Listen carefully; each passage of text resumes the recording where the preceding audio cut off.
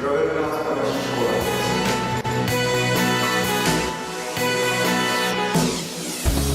Most of the night, I lay still while thoughts ran through my head. Is he still mine? She won't leave him. I don't stand a chance. I'm moving over so she can fill this seat. It was never mine. No words can cure me. So I seek help from my friend called the radio. I'm turning up the radio. I wanna hear she's back.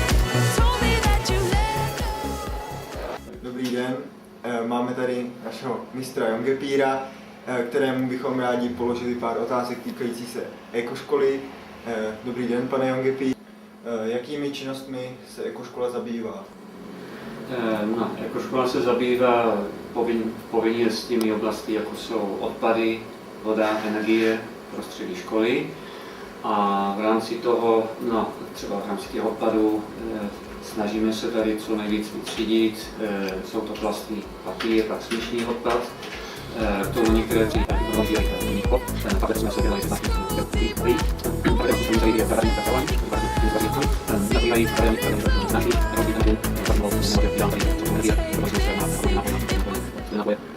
no, tak bych ještě mohl pokračovat dál.